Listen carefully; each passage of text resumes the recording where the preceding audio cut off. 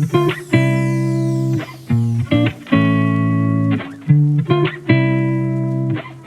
up, everyone? Welcome to Chef Venting. Today we will be talking about another YouTuber and his video that he created, basically about the shortage on the workforce. And before we get started, you know the deal.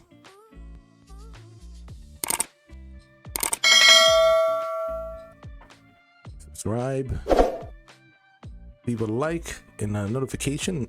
That definitely helps. The YouTuber that I'm talking about is Louis Rossmann. I actually follow this YouTuber. He's been around for a while. Of course, he's actual YouTuber. He's been around for years and years, and I actually support the channel. He actually has pretty good content. He's pretty straightforward, but you know, like everyone that I see, just because I like them doesn't mean that I agree with everything they say. And one of the things I don't necessarily agree is the way he looks at the whole workforce thing, and also the way he always uses the restaurant business for some reason. I don't know why. He's actually like a computer repair person. I don't think he has any idea or any knowledge of the restaurant business, but he uses the restaurant business in a very negative way. And I get it. You know, he wants to use the restaurant business. It's fine. It's more of just the times he uses it, and just it's easy to find stuff on the restaurant business, not because the restaurant business is necessarily bad. It's because there's more jobs in the restaurant business. The restaurant business is huge. It's a lot bigger than his business, you know, computer repair person, which doesn't have a very good reputation either. If you wanted to get into that, they've been known to be pretty much scamming people, you know, repairing stuff. So I don't talk about that. But again, he seems to want to use the restaurant business as the scapegoat for, I guess, being like one of the worst jobs to work at. So after hearing this a while, it kind of gets me upset. He had an example of an employer that was paying more, which, yes, that helps. If you were really underpaying your employees, paying them more is gonna help. I mean, he uses this as paying what they're worth, but when you start talking about what they're worth, it's a little bit tricky, because people's belief of what they're worth doesn't always necessarily mean is correct. Because, you know, I can believe I'm worth, you know, $1,000 an hour.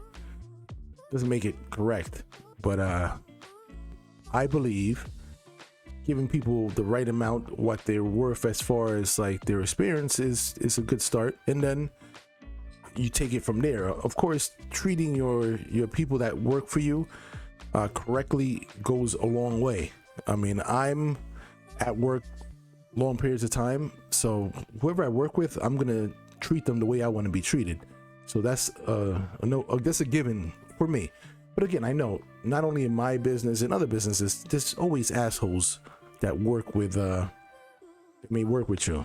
Not always, but there's always going to be a chance of having assholes working with you.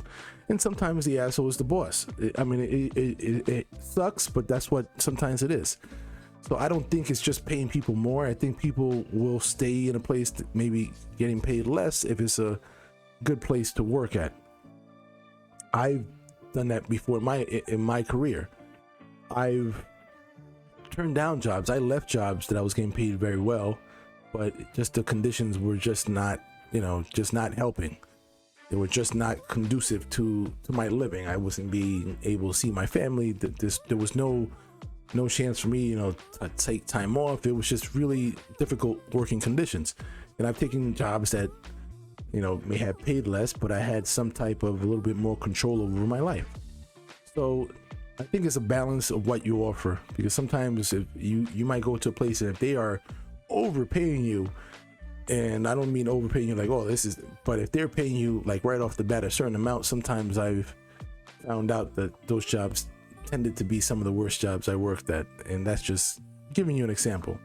And not even the ones that paid me a whole lot, but just some jobs. And I've had jobs that paid me very well, that everything was just very, very good. Like, it was a good balance of everything. So you have to have that balance. Before I just over talk about this YouTuber, let me give you a little example of the way he kind of mentioned the whole thing about this employer paying, doing the solution for this whole work shortage. Avoiding worker shortages. This is, not a common one, but it is an innovative idea, and I think it's worth sharing. If you pay people what they're worth, they'll work for you.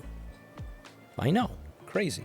So this here is from Yahoo News. A New York City restaurant owner raised staff wages to $25 an hour, and she's had no trouble recruiting, but still doesn't think she pays them enough. A Manhattan restaurant owner raised prices so they could pay all staff $25 an hour starting. I still don't think we pay them enough. Restaurants are struggling to find staff, but Cohen says she hasn't had a single problem. Now, she says that when the pandemic happened, she realized that her employees would not be able to weather the storm. I am not hating on anybody paying their employers more.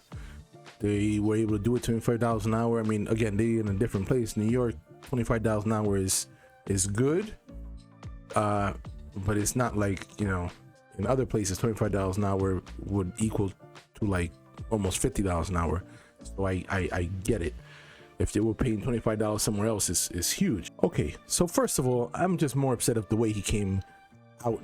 It's just the attitude of like, this is obvious the way it should go, but he also has not taken into account that they're not the first restaurant that has done that. There's been a ton of other restaurants during this times that have offered exactly $25 an hour, and I'm talking about even other places. In other places, that $25 an hour even is more than they're offering $25 in New York. $25 somewhere else is actually even more than $25 in New York, and it has not worked. So you gotta ask yourself, yes, paying more is good. It's a good start, but it's not the solution as you saying it is. It's not. Just paying everybody starting off at $25 is not the solution. And I don't know the complete solution. I haven't gotten to that point yet, and I haven't gotten stressed out that I necessarily need to hire people. Like, I've been lucky enough to hire the staff that I need for now. I know eventually, like when the winter comes, I'm gonna have to get more staff, and I don't want to say I'm worried, but I know that I started putting out feelers before, and it has nothing to do with what I'm offering, because it's just to get people in the door, and very little bit response. Like, people don't even want to find out how much they're gonna get paid. So I don't know if it's, unless if you just gotta throw out money out and that's kind of weird. I can't throw a number to someone that I don't know who they are. So that's a totally different circumstance for me, because again, I'm gonna hire someone, and I'm willing to train someone. But if I'm gonna bring someone in to train that wants to work, I'm not gonna pay them the same as someone that has 5-10 years experience. So it depends. I'm able because since I'm a working chef, I work in the line, I'm able to train, and I like to train people. But if I'm able to find somebody experienced, I'll pay them their experience level. So it's all who wants to work at the end of the day. And at the end of the day, I hire with someone with a positive attitude that wants to work. If you have experience, it's a plus, but I know you can't always find people with experience. So, or the exact experience that you're looking for. So I've always made that clear that if you're willing to learn, if you want to learn, if you want to work, I'm always willing to train. So to each his own. But really, the workforce hasn't been strong in any business. I mean, you're talking about office, even like the labor jobs, like being a plumber, an electrician, all those jobs, they generally pay well. So if you're talking about not getting paid, like, those jobs generally pay well. They're hurting because they don't have enough people. Truck drivers, I'm talking about even people even hospital jobs. Before this whole vaccination thing, the hospitals were short. They couldn't get enough people. So it's not just paying people. And I don't know the answer. I'm not going to say I know the answer, because I don't work in all these other industries. And again, he doesn't work in my industry. So, but he has the answer. I mean, God bless him if he knows the answer to my industry, because he should tell me, or you should give me a call, so when I have to hire people, I know what the solution is. But his solution doesn't sound like that's the solution, because I've heard other people in restaurants use that before already, and they haven't had 100% luck.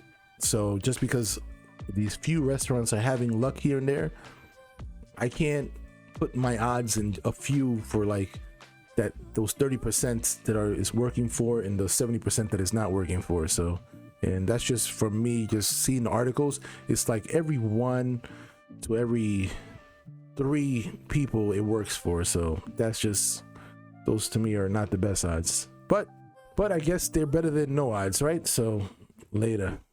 Get out of the kitchen right now.